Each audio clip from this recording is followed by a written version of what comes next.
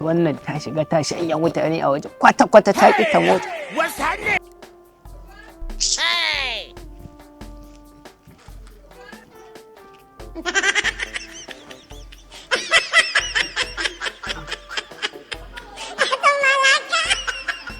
Wai malam lafiya kake ta kallo na ne? Kai da wani idan ka san ina kallon ka? Ba fa na son sa ido fa. Tun ɗazu ka ƙura min ido sai leƙa cikin gidan nan kake, me ruwanka da gidan, me haɗin ka da su? Wurin budurwata na zo. Budurwarka? Kwarai kuwa. A wani gidan? A ina ka gani? Nan gidan ya ma kala da wai budurwarka a cikin gidan nan? Kai ba fa ƙaramin mutum bane ni, kar ka ganni haka da riga ta falazo mai hannu ɗaya. Na fi ka arziki, na fi ka wadata, kuma wannan yariyar gidan ita ce tawa. A hakan ko? Ai su yanzu 'yan mata ba ruwansu da mai kuɗi ko talaka, in dai ka riga ka tafi da zuciyarsu da tunaninsu shikenan, ba ruwansu da arzikin mutum. Saboda haka wannan yarinya kar ka ƙara zuwa gurinta daga yau. Kai ka da ba dole kana zuwa gurinta ba, shege don wanda kai ka je na mai kallon. Ba komai, sana'a ta ce dan ka faɗa ba zan jawo shi ba, ka duba yadda kake. Ka ɗauko wani takalmi sai ka ce tsohon mafarauci. Allah sarki, ai sana'ar kakanmu kenan, dan ka faɗa ba za ta daman ba. Yawwa. Ba komai, naji yanzu dai kaka ƙara zuwa gurinta saboda na riga na tafi da tunaninta ko da yaushe ni take kira a waya, yanzu nan ma kaga kira na take yi. Kai tsaya ma ka ji ƙarshen tika cikin tik, in ji Hausawa.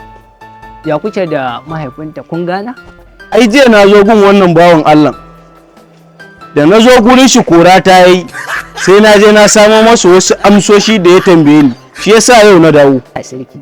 Ai wato ni ma nan da ka gani, na zo gurinsa taurin kai ne ini kamar jinjirin jaki.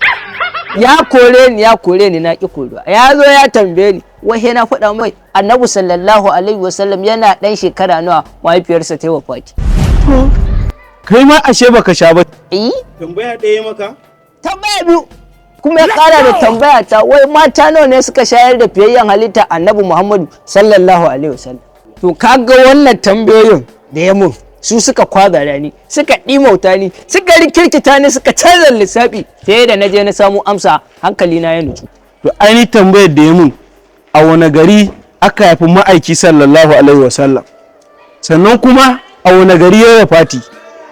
Da yace ka san ni fa tun ina ɗan haka ɗan ƙanƙani, malamin sirar mu da ya zuban wani carbi na fasa min baki, ta windo na haura na bar islamiyya, tun daga nan ban ƙara koma makaranta ba.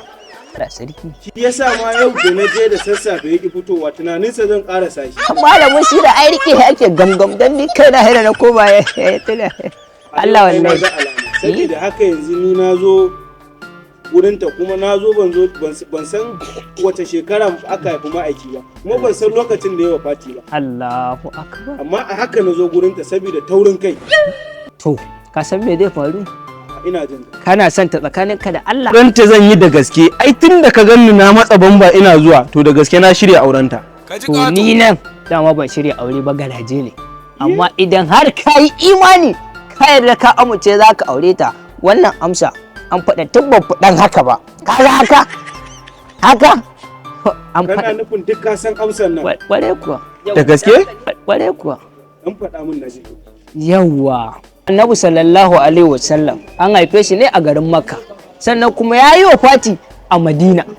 Wannan ita ce tambayar, kuma na baka amsar kaɗan, don haka zan tafi. Allah ba ku zaman lafiya. Na gode sosai, shikenan ina nan bari ya fito, ai zan faɗa mai na zo da dukkanin amsoshinsa, saboda haka kawai ya bani yarsa kawai na aure ta na tafi da ita. Ai daga yanzu ba ni babu cin zarafin kowane irin malami, ai malami haba. Ai malami ya fi uba, saboda haka malamin islamiyyar ma zan koma na bashi hakuri akan laifin da na aikata masa a baya, kuma daga yanzu ba zan ƙara yin irin wannan ba.